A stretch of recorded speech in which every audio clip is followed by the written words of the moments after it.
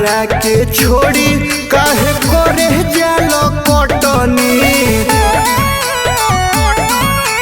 हमारा के छोड़ी काहे करे जालो कटनी। तो कब खइब राजा हो,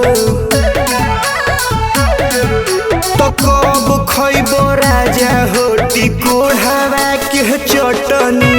कब खइब राजा हो टिकोढ़ावा के चटनी।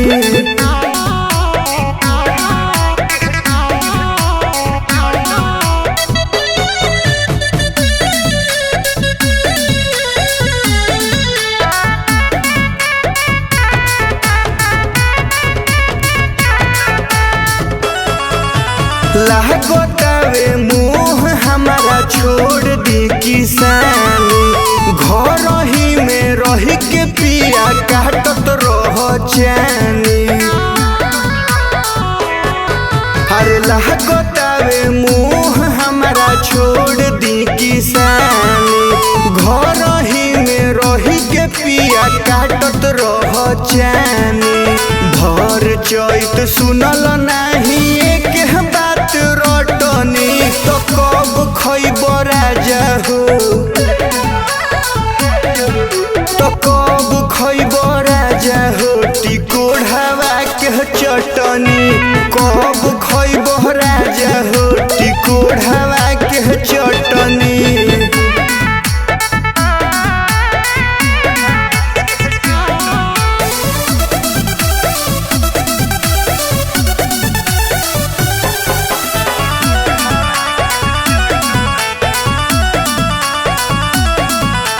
जाई के खेत दिन भर बान्हता र बोझा। छोड़ सब काम रह अखिए के सोझा। जाई के खेत दिन भर बान्हता र बोझा। छोड़ सब काम रह अखिए के सोझा। तोहरे लह बाटे पंकज गोलू के ना बटनी। तो कब खइब बिटू हो, तो कब खइब राजा हो टिकोढ़ावा के चटनी। खाई लो ए राजा जी टिकोढ़ावा के चटनी। अरे खा लेना तो बासी हो जाई।